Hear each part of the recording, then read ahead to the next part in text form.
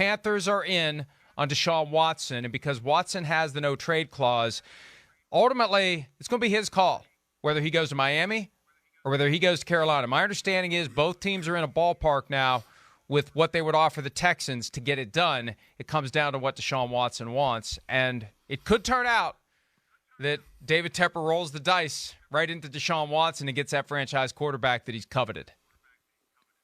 So both of these teams, and we talked about it at the beginning of the year, especially in Miami with Tua, you have the ability, because you're on the field, to showcase yourself and say, I'm the quarterback of the future. And then obviously Tua got hurt as well, and that's certainly not his fault. But you're also not on the field, and when you came in the league, you came in damaged goods with your hip as well, and you couldn't be on the field.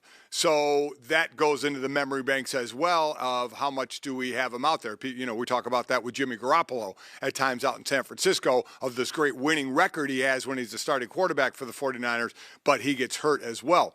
So I think Tua, I think we all understand that Tua is not going to be the future of that Miami Dolphins team. And then I didn't think it was going to be that way in Carolina as well. I mean, everybody talked about Sam Darnold as just get him away from the Jets, get him where there's a little more talent and he'll do better. And he started doing better, but it showed what Christian McCaffrey means to that offense. That offense is just vanilla them out. DJ Moore is having an incredible year, don't get me wrong, but that offense loses so much without McCaffrey. And I think Sam Darnold, and it's what I said about him, and I'm an analyst. It's what I'm supposed to do. It's no dislike for anybody. I think Sam is what he was in college. He turns the ball over, and he's doing it again this year. 7 touchdowns and 8 interceptions. So he's not going to be the future for this team either. So to your point, and Deshaun Watson is now there's everything behind it, which you're going to know certainly more than me about the workings of this, of what's going to go on. Everyone I'm sure is asking, why hasn't the league put him on the, the list, that, exemption list? Well, basically because he's on, paid leave right now. Houston's not paying him and not playing him, so he's kind of there anyway, for whatever's going to happen in the legal system with what's going on, which you can explain more of. But it is going to happen. You're going to see this guy. You may not see him on the field. You may see him traded. It's all then going to depend on where the league steps in as far as how long a suspension is going to be. We saw the Browns still sign Kareem Hunt when he had an 8-game suspension that he was going to have to ride out. We don't know what this one's going to be, but I think as you are stating, that it is going to happen. You're going to see him on another team. Then it's going to be a function of, will you actually see him on the field for another team in the near future? Yeah, I'll go back to late August as the roster cuts were looming. August 31, everybody had to go to 53. Texans had to decide what we're going to do. We're going to have a roster spot devoted to a guy who's not playing. Well, ultimately, yes, they did. But before it got to that point, there was a lot of talk about a Dolphins trade happening then and there. And at that point, the Dolphins started calling the league to find out, hey, what happens to Deshaun Watson if we put him in a position where he wants to play? And the league won't say anything, and I'll talk more about that in a minute. But it all died down then because the Texans wanted more than what the Dolphins were willing to offer. Now the Dolphins are 1-6. Now the Panthers are 3-4. And I think that, you could look at it and say, well, why do it now? Why do it now? Just wait until after the season. It's the same draft picks. It's April 2022 draft picks. So just wait. Well, if you wait, you're going to have other teams that come to the table, that come to the conclusion that their quarterbacks need to go too. So instead of the Dolphins and the Panthers, you could have, pick a team, any team. You could have a team that just, based upon how their season ends up, says, I got to get rid of the guy I have, and I need to get in on Deshaun Watson, and it could drive the price up. So I think there's urgency now to get him because there's no guarantee you're getting him after the season. And, Mike, it is the Dolphins as the more likely of the two teams. The Panthers would be the fallback. There's possible other teams could get involved, but that no-trade clause is very powerful. Deshaun Watson's going to pick his destination. Once you get beyond the point where the Texans are satisfied with the offer, and maybe they would take a little bit less from the Panthers to get him out of the conference. I think there's value in getting him out of the conference if you can, so you don't have to deal with him. You don't have to compete with him. If you develop a playoff team in Houston, you don't have to worry about coming across him at some point on the playoff tree. There's value in getting him out of your conference altogether. But the legal issue, I think, obviously it's part of this because we don't know how it's going to play out. Right. There's 2 prongs to it. You've got the criminal cases, 10 criminal complaints. No findings yet from a grand jury, and it's going to go to a grand jury, and it all comes down to how zealous the prosecutor is. They say you can indict a ham sandwich if you want to. You also cannot indict a ham sandwich if you want to. The prosecutor's zeal or lack thereof goes a long way toward determining whether or not there are indictments. Then you got the 22 civil cases. And remember this is important. They almost settled them earlier this year. And the talks broke down not over money. The talks broke down on the question of whether or not the settlements would be confidential. Watson wants it all public. The lawyer for the plaintiffs, Tony Busby, wants it all to be private and confidential. It's usually the other way around. Usually the person writing the check wants it to be confidential.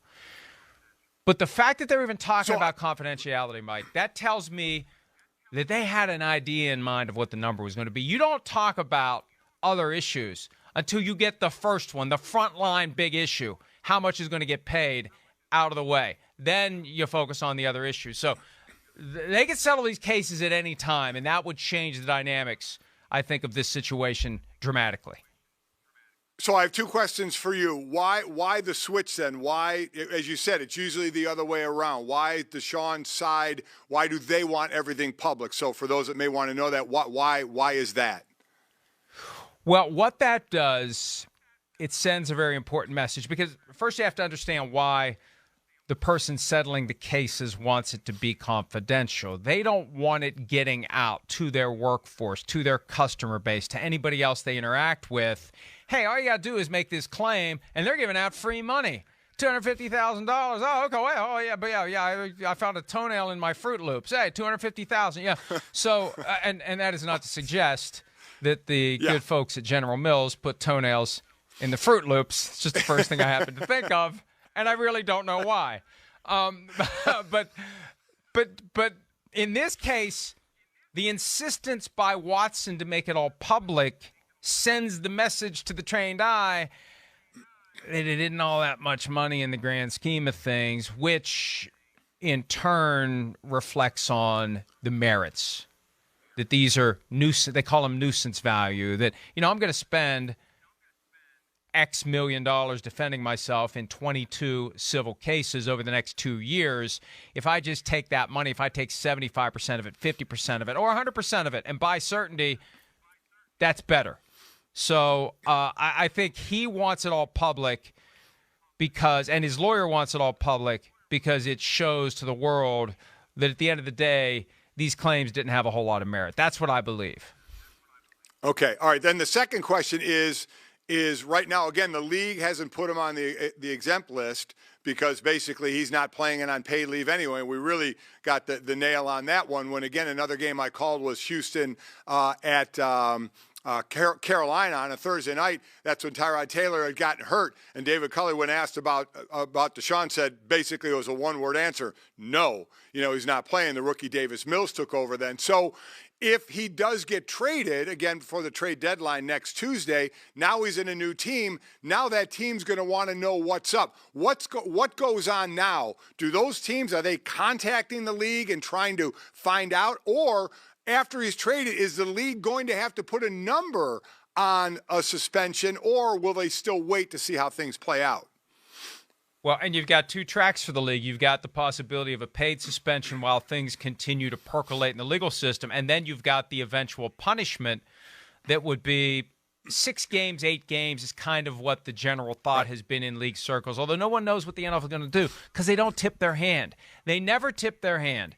They make no decisions until they have to, and that's what the Dolphins found out when they started calling the league office in late August when they were thinking about doing this trade. Hey, so what happens if we trade for a guy that's going to show up and play? Because it's not an issue with the Texans.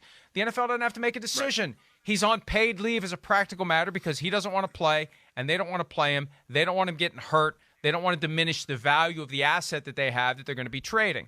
Once he's traded, that's when the league has to make a decision. And they're not even going to start the process of considering a decision until it's time to do it. There's enough flexibility, Mike, under the personal conduct policy, and I won't bore you with the details, but there's enough flexibility that if they want to put him on paid leave, they can, even without criminal charges.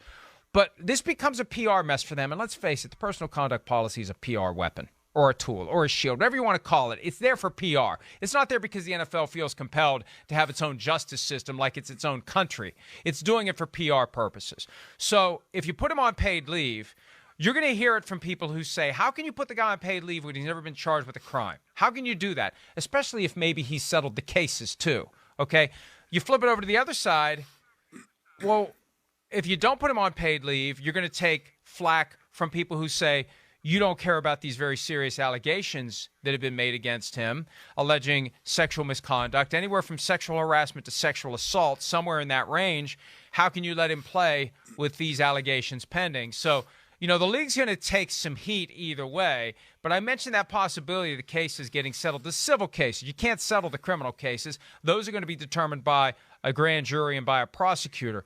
But I think if the civil cases would be resolved, that may reduce the urgency for paid leave, and then the NFL would ultimately make its decision on a suspension without pay once the dust settles on the criminal process, whenever and wherever and however that may happen. So, again, trade deadline next Tuesday, and that, years past was never really there was a kind of a ho-hum day, but, it certainly, as the last couple of years, has been more, exciting from trades. So in your eyes, will Deshaun Watson, will he be on another team before November 2nd? I believe that it will happen this week. Barring a dramatic change in circumstances, based on what I know now, I believe it'll happen this week. And it ultimately comes down to which team he will waive the no trade clause for, whether it's the Dolphins or whether it's the Panthers. He's going to be picking his destination. It's likely the Dolphins, but let's just see what happens. And would it surprise me if it happens tomorrow? Wouldn't surprise me if it happens tomorrow. I'm not saying it will. I'm just saying it wouldn't surprise me if it happens tomorrow. That's how close it is. And look, John McClain of the Houston Chronicle put the ball on the tee last Wednesday when he said that Watson could be traded to the Dolphins this weekend. Well, it hasn't happened yet, but he may just be off by a day or two. That's the momentum that's pointing there. Hi, I'm Mike Tirico, and thanks for watching. Make sure to hit subscribe for the latest news and highlights from NBC Sports.